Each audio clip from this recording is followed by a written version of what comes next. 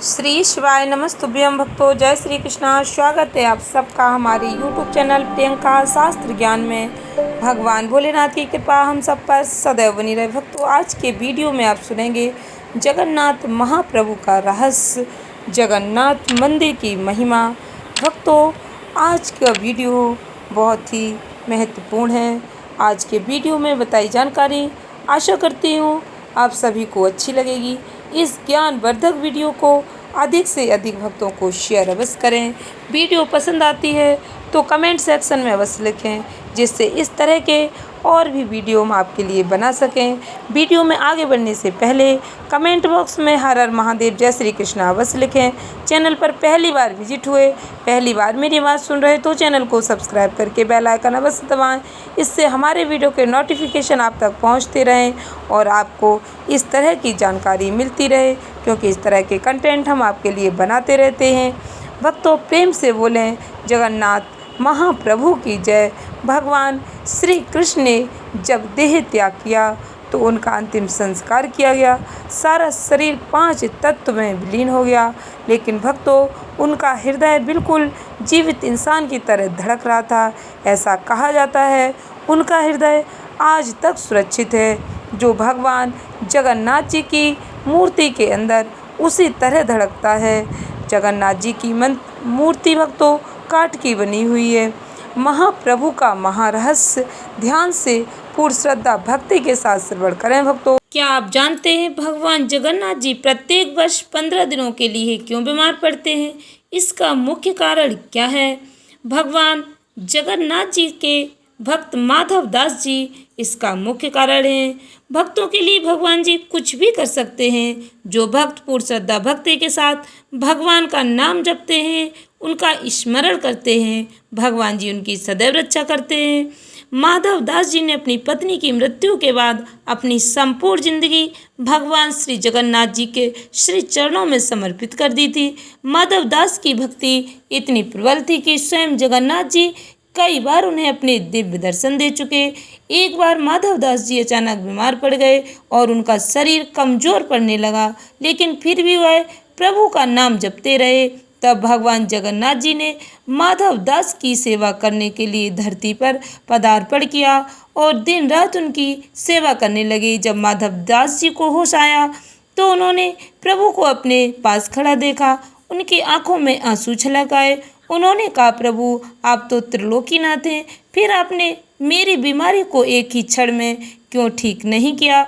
भगवान जी ने मुस्कुराते हुए उत्तर दिया, माधव दास जी, यदि तुम इस जन्म में इस दुख को नहीं भोगते तो तुम्हें अगला जन्म लेना पड़ता। मैं यह बिल्कुल नहीं चाहता। मैं तुम्हें मोक्ष देना चाहता हूँ। अभी तुम्हारी बीमारी के 15 दिन शेष बचे हैं। बचा हुआ दुख मैं अपने ऊपर लेता हूँ।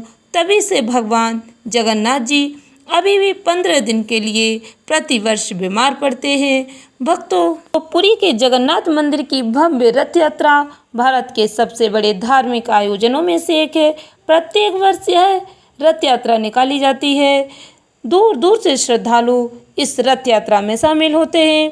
इस बार यह यात्रा 27 जून 2025 से निकाली जाएगी।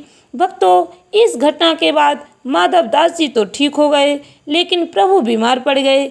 इस दिन ज्येष्ठ पूर्णिमा थी, तभी से यह परंपरा ज्येष्ठ पूर्णिमा के दिन शुरू होती है। इसके बाद 15 दिनों के लिए भगवान बीमार होते हैं।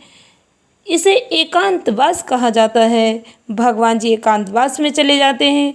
किसी को भी भगवान के दर्शन नहीं होते। इस प्रक्रिया को अनासर भी कहा जाता है। वहीं जब भगवान जगन्नाथ जी ठीक होते हैं 15 दिनों के बाद, तो नैनासर का उत्सव मनाया जाता है। रथ यात्रा निकाली जाती है। भक्तों, इस दिन भगवान जगन्नाथ जी बड़े भैया बलराम जी, बहन सुभद्रा जी के साथ निकलकर अपनी मौसी के घर गुंडीचा पहुंचते हैं। जगन्नाथ जी की भव्य रथ यात्रा से जुड़ी खास बातें सभी लोग मन से शामिल होते हैं। जगन्नाथ जी की भव्य रथ यात्रा में रथ यात्रा का उत्सव किसे समर्पित होता है? रथ यात्रा में कितने रथ होते हैं? भगवान जगन्नाथ जी के रथ का नाम क्या है? बलभद्र और सुभद्रा के रथ का नाम क्या है? रथ यात्रा कब मनाई जाती है? भगवान जगन्नाथ जी रथ यात्रा को किस नाम से जाना जाता है? भगवान जगन्नाथ जी की प्रसिद्ध रथ यात्रा को किस महोत्सव के रूप में मनाया जाता है? खास बातें जानते हैं। जगन्नाथ जी की रथ यात्रा भक्तों उनके बड़े भाई बलभद्र, बहन सुभद्रा और भगवान श्रीहरि विष्णु जी को समर्पित होती है। रथ यात्रा में 3 रथ होते हैं। भगवान जगन्नाथ जी, बलभद्र और माता सुभद्रा के लिए 3 रथों का निर्माण किया जाता है।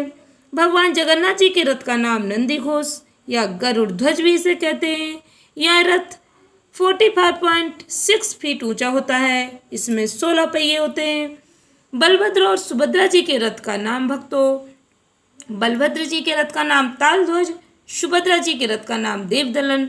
बलभद्र जी का रथ 45 फीट ऊंचा, इसमें 14 पहिए होते हैं। सुभद्रा मैया का रथ 44.6 फीट ऊंचा होता है, इसमें 12 पहिए होते हैं। रथ यात्रा आषाढ़ मास के शुक्ल पक्ष की द्वितीया तिथि को मनाई जाती है। प्रसिद्ध भगवान जगन्नाथ जी की रथ यात्रा को कार महोत्सव या रथ उत्सव के नाम से भी जाना जाता है।